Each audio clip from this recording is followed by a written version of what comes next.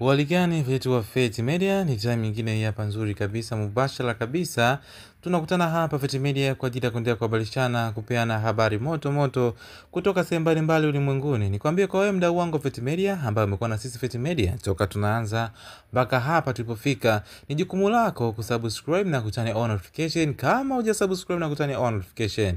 Lakini pia nikushukuru sana kwa kuendelea kwa na sisi, kutuamini, kuifanya ikae ni miongoni mwa media yako ambayo inakuburudisha, inakufunza, inakuletea yale mambo ambayo au zile habari moto moto ambazo huwezi kuzipata sehemu nyingine yoyote. Kaa hapo hapo, usibanduke wala kungatuka. Mambo mengi mazuri makubwa yanakuja kupitia na kuipendwa ya Fate Media. Tuko na habari za michezo, burudani, mikasa pamoja na masuala ya siasa. Kwa hayo yote utakwenda kupata katika jungu moja ambalo jungu bwana ni Fate Media. Kwa ukizama mundani unakutana hivyo vitu vyote kwa wakati mmoja. Kubwa kuliko siku ya leo ni baada ya msanii wetu Harmonize kuachia ngoma yake kubwa zaidi ambayo kwa upande wake yeye alizungumzia au anazidi kuizungumzia kwamba itakuwa ni international au global music baada ya kufanya collab na msanii kutoka kule nchini Marekani. Collab yenyewe ni vipi? Unaweza kusikiza ile ngoma mwanzo mpaka mwisho, lakini humo ndani kamhusisha bibie ambaye ni mtu wa kupiga zile drums au kitu gani sijui anaita kwa kizungu, kwa kibongo tunaita kinubi. Kwa hiyo yeye participation yake kubwa mule ni kupiga design hiyo ya kinubi.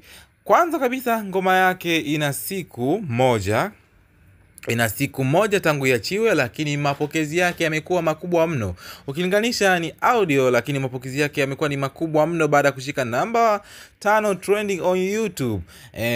Kwa kitu kinaonekana ni kikubwa sana. Siku zinazidi kuchomoka, mambo yanazidi kuwa mambo. Na ngoma inazidi kwenda viral zaidi kutokana pia na trending huko TikTok, watu wamekuwa wakitumia kufanyia challenge na vitu vingine vingi. Promotion ya ngoma hiyo ilikuwa ni promo kubwa sana, lakini pia kwa design fulani upande wa mapokezi bwana kumekuwa na tofauti kabisa ukilinganisha na mapokezi ya ngoma yao ambayo walikuwa wamefanya kati yake yeye na bibi Abigail Chams wakiwa wote na Tanzania, lakini ngoma ilionekana kukubalika kwa ukubwa zaidi licha ya kwamba wao wote kutoka Tanzania, lakini ilionekana kukubalika kwa ukubwa zaidi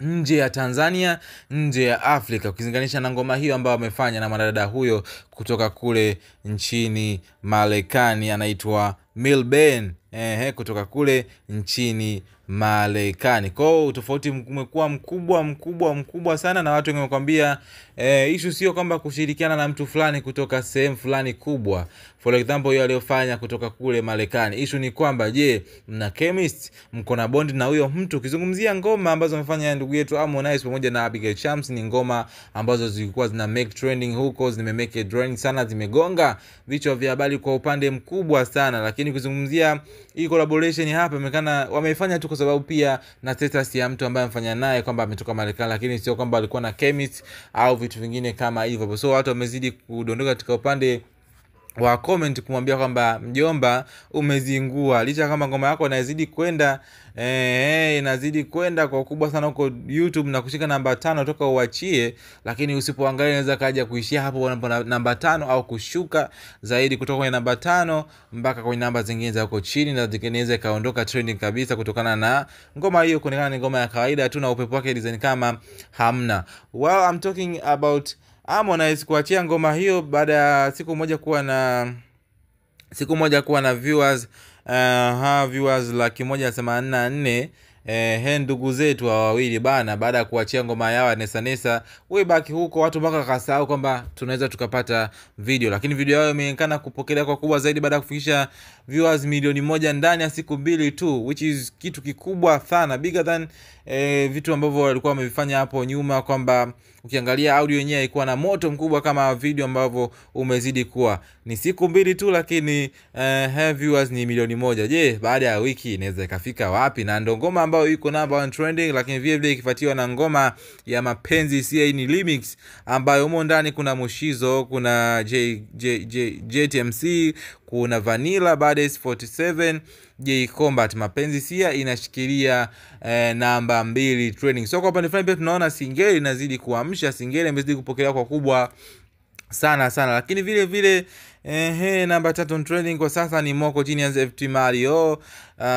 Nyimbo inaitwa Fitingi. Ngoma na yenyewe inazidi kufanya vizuri, ndani ya siku moja ina viewers 148,000. Tukizungumzia kuhusiana na 148,000 kwa siku moja, afu kija kwa ndugu yetu pia Harmonize 184,000 per day, inaonekana kweli goma la Harmonize na yenyewe inazidi kuwa na ukubwa wake, sababu wote wameachia siku moja, lakini huku kuna 180,000, huku kuna 148,000, na wote ni siku moja. Lakini pia kwenye upande wa gospel music pia tumeona ndugu zetu wa Zabron Singers wana kiti chao bana mahali, kwa sababu wao wameshikilia namba 4. Yani namba 4, imagine amepitwa mpaka Harmonize kwenye hiyo ngoma. Lakini ngoma hiyo ya kwao ina muda kidogo kwa sababu ina wiki sasa, yani siku 7 zilizopita, na ukiangalia viewers yake sio kutisha sana kuzinganisha na hao chini bwana.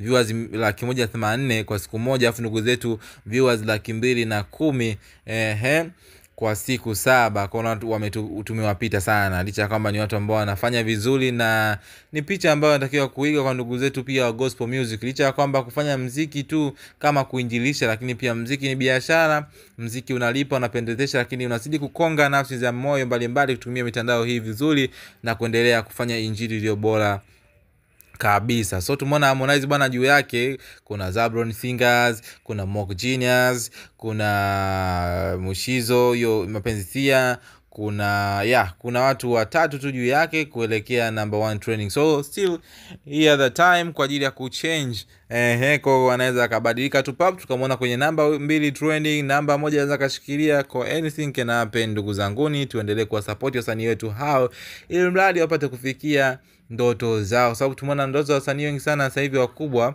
wakilash kwenda global, wakilash kwenda kwenye upande wa tuzo za Grammy huko na vitu vingine moto ambazo wamekuwa wakiwish kuvipata katika muziki wao wa Bongo Flava.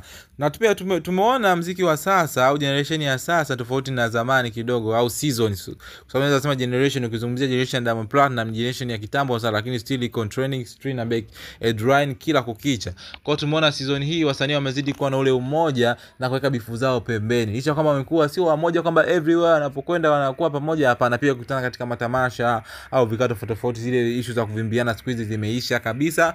Kwa hiyo jambo pia ambalo linazidi kufanya muziki wetu uzidi kuwa mkubwa day by day. So ni kitu ambacho generation pia sasa mnapaswa kuiga vibifu vidogo hivi, afu ndio mkiangalia mnachipukia au katika level fulani hizi ambazo ndio vishovi hapa na pale viwapiti, mna majina yenu, lakini pia bifu kama hizo zinakuwa hazipendezi katika kujenga muziki wetu wa Bongo Flava ndani ya nchi yetu, lakini vile vile katika globe ambao tunaitizamia watu wengi sana. So mtu mzima Harmonize anazidi kuchanja mbuga na goma lake hilo, akimshirikisha mwanadada kutoka huko mambele kabisa anayefahamika kwa jina la Milben Ali na goma lao linaitwa Finally. So ni goma nzuri, kama hujasikiza nenda kasikiliza katika digital platform tofauti huko, mkamfuatilie ili mradi mpate kumfikisha trending huko, azidi kuwa motivate kwa kile kitu ambacho mnazidi kumuonyesha msanii